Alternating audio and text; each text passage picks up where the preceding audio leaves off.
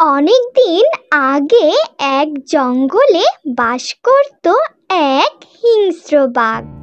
সে ছিল ভয়ঙ্কর ও অনেক নিষ্ঠুর। বনের অন্য প্রাণীরা তার ভয়ে সব সময় আতঙ্কে থাকত। কেউ ঠিকমতো চলাফেরা করতে পারত না, কারণ বাঘ তাদের দেখলেই ধরে খেয়ে ফেলতো। কেউ তার সামনে পড়লেই বাঁচার উপায় থাকতো না।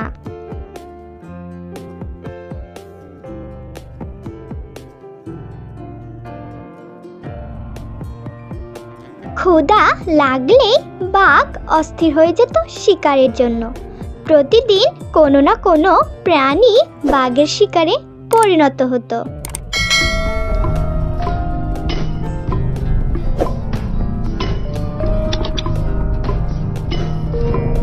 বাঘের ভয়ে হরিণ, খরগোশ, বানর, এমনকি ছোট বড় পাখিরাও ভয় পেয়ে লুকিয়ে থাকতো।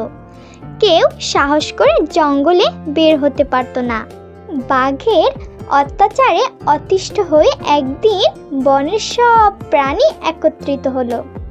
তারা বাঘের হাত থেকে রক্ষা পাওয়ার উপায় খুঁজছিল, কিন্তু কেউ সাহস করে কোনো সিদ্ধান্ত নিতে পারছিল না। একজন একজন করে সব প্রাণীরাই কথা বলল। সবার প্রথমে বানর বলল, বাঘের ভয়ে এভাবে আর কতদিন চলবে? আমরা তো শান্তিমতো বনে ঘুরতেই পারছি না। খাবারের খোঁজে বের হলেই মনে হয় বাঘ আমাদের পিছনে এসেছে। প্রতিদিন আমাদের কাউকে না কাউকে শয়তান বাঘটা খেয়ে ফেলছে। আর এইভাবে ছোট ছোট বাচ্চাদেরকে লালন পালন করা যায়? আমি বলছি আমরা অন্য কোনো জঙ্গলে চলে যাই, অন্তত সেখানে বেঁচে থাকার একটা সুযোগ থাকবে। এইভাবে থাকলে যে কোনো সময় আমরা বাঘের পেটে চলে যাব। বাঘ তো আমাদের কোনোভাবেই ছেড়ে দিবে না। আমার সন্তানদের আমি হারাতে পারবো না। এই জঙ্গলে হয় বাঘ থাকবে আর না হয় আমরা থাকবো। আজকেই আমাদের একটা সিদ্ধান্ত নিতে হবে। কিন্তু অন্য জঙ্গলে গেলেও কি আমরা নিরাপদ থাকবো? যদি সেখানেও বাঘের মতো কেউ থাকে, তাহলে তো আমরা আর মুক্ত হতে পারলাম না। আমার বন্ধু ধলুকে সেদিন বাঘ খেয়ে ফেলেছে। অনেক কষ্ট লাগে বন্ধুর জন্য। এই বাঘের একটা শেষ দেখতে চাই। আমার মাথায় কোনো বুদ্ধি আসতেছে না। আমি নজর রাখতে পারি বাঘ কোথায় যায়, কি করে, কিন্তু আমি তো বাঘের উপর আক্রমণ করতে পারি না। আর এই বাঘ যে সামনে পেলে এক খাওয়া দিয়ে আমাকে খেয়ে ফেলবে। তাহলে আমরা কি সবাই মিলে বাঘের কাছে যাব? বাঘের কাছে কি অনুরোধ করব যেন সে আমাদের সবাইকে এভাবে না খায়, আর বলবো সে যেন অন্য জঙ্গলে চলে যায়? হাস ভাই, তুমি কি পাগল হয়ে গেছো? বাঘ কি আমাদের কথা শুনবে? সে বরং আমাদের সবাইকে একসঙ্গে ধরে তার গুহায় বন্দি করে রাখবে আর এক এক করে ধরে খাবে। আমাদের অন্য কোনো উপায় বের করতে হবে। এরপর বেশ কিছুদিন কেটে গেল। একদিন এক ছাগল খাবারের খোঁজে ঘুরতে ঘুরতে ভুল করে সেই জঙ্গলে ঢুকে পড়ল। হায় হায়, ছাগল এই জঙ্গলে কি করে? ছাগল কি জানে না এই জঙ্গলে এক হিংস্র বাঘ থাকে? আজকে এই ছাগল বাঘের পেটে যাবে নিশ্চিত। আমি এখন কিভাবে ছাগলকে বাঁচাবো? এমনিতেই জঙ্গলের প্রাণীরা বাঘের ভয়ে বের হতে পারে না, লুকিয়ে থাকে। তারা খাবার সংগ্রহ করতে পারে না, সবসময় বাঘের ভয়ে লুকিয়ে থাকে। আর এই ছাগলের কিভাবে এত সাহস হয় বাঘের গুহায় আসার? যাই হোক, একটু চেষ্টা করে দেখি ছাগলকে বাঘের হাত থেকে রক্ষা করতে পারি কিনা।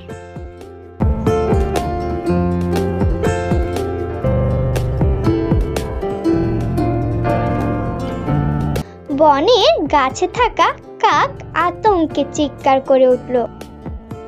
ছাগল ভাই, তুমি এই জঙ্গলে কেন এসেছো? তুমি কি জানো এখানে এক ভয়ঙ্কর বাঘ থাকে? তোমাকে দেখলেই সে খেয়ে ফেলবে। এই বাঘের অত্যাচারে আমরা কোনো প্রাণী বের হতে পারি না, বাঘ দেখলেই ধরে খেয়ে ফেলে।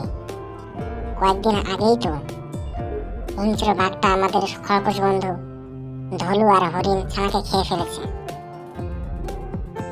এরপর থেকে আমরা কেউ জঙ্গলে চলাচল করতে সাহস পাই না। আর তুমি এসেছো একা কিভাবে? আমি জানতাম না কাক ভাই, এখন আমি কি করব? আমাকে এখান থেকে বাঁচানোর কোনো উপায় জানা আছে কি তোমার? আমিও চাই তোমাকে সাহায্য করতে। আমি থাকতে তোমাকে বাঘের পেটে যেতে দিব না। আমাদেরকে এখনই এই জায়গা থেকে চলে যেতে হবে। যে কোনো সময় এইখানে বাঘ আসতে পারে। তুমি চলো আমার সাথে ছাগল ভাই, আমি তোমাকে লুকিয়ে থাকার ব্যবস্থা করে দিচ্ছি। বাঘ তোমাকে কোনোভাবেই খুঁজে পাবে না। ছাগল কাকের কথা মতো তাড়াতাড়ি কাকের পিছু পিছু গেল। এরপর সবাই প্রাণী মিলে আবারও মিটিং ডাকলো। সব প্রাণীরা ছাগলকে ঘিরে দাঁড়ালো। তুমি তো জঙ্গলে এসেই দেখেছো আমরা কতই না বাঘের ভয়ে আছি। আমাদের জীবন অতিষ্ঠ হয়ে গেছে ছাগল ভাই। তুমি যদি আমাদের একটা উপায় বের করে দাও তাহলে আমরা সবাই তোমার কাছে চিরকৃতজ্ঞ থাকব।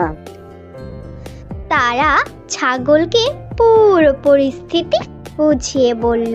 সবাই শুনেন, আমি অতি সাধারণ একটা ছোট প্রাণী, কিন্তু আমি জানি কিভাবে ভয়ঙ্কর শিকারীদের বোকা বানাতে হয়। যদি তোমরা সবাই আমার সঙ্গে থাকো তাহলে আমি বুদ্ধি খাটিয়ে বাঘকে চিরতরে সরিয়ে দিতে পারবো। আমরা অনেক চেষ্টা করেছি ছাগল ভাই, তুমি আমাদের শেষ ভরসা। না হলে আমাদের সবাইকে এই জঙ্গল ছেড়ে পালিয়ে যেতে হবে। তুমি একা নও, আমরা সবাই তোমার সাথে আছি ছাগল ভাই। বাঁচলে সবাই একসাথে বাঁচবো, আর মরলে সবাই একসাথেই মরবো। তোমার ভয়ের কোনো কারণ নাই। তুমি এগিয়ে যাও ছাগল ভাই, আমরা তোমার সাথেই আছি। ছাগলের কথা শুনে সব প্রাণী একমত হলো। পরের দিন ছাগল একা বাঘের কাছে গেল।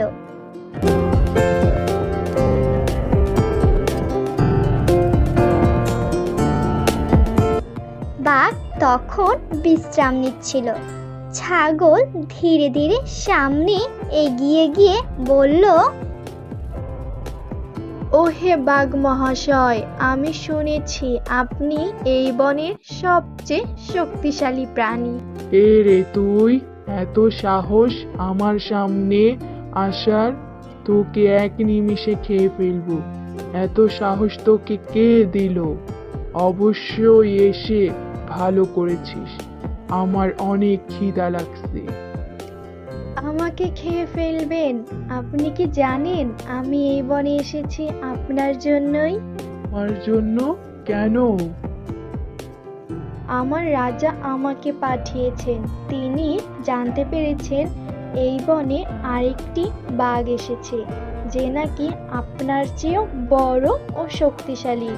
তিনি আমাকে পাঠিয়েছেন আপনাকে সাবধান করতে, কারণ সে আপনাকে এখান থেকে তাড়িয়ে দেবে। এ, আমার চেয়ে বড় আরেকটি বাঘ? কোথায় সে? আমাকে নিয়ে চলো, আমি তাকে দেখে নেব। আমি আপনাকে নিয়ে যেতে পারি, কিন্তু আপনি যদি ভয় পান তাহলে যাবেন না, কারণ সে অনেক শক্তিশালী। আমি ভয় পাবো? হা হা হা, চলো আমাকে দেখাও সে কোথায়। ছাগল বাঘকে নিয়ে হেঁটে হেঁটে নদীর ধারে চলে গেল।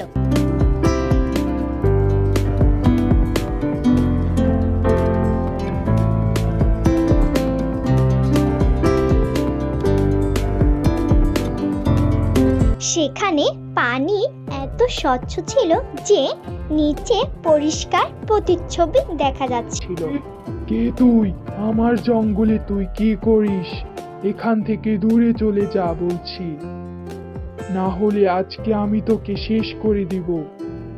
এ কথা বলে বাঘ সরাসরি নদীতে ঝাঁপিয়ে পড়ল। কিন্তু বোকা সাঁতার না জানা বাঘ ছাগলের চালাকি বুঝতে পারলই না। বাঁচাও বাঁচাও বলতে পানিতে ডুবে গেল।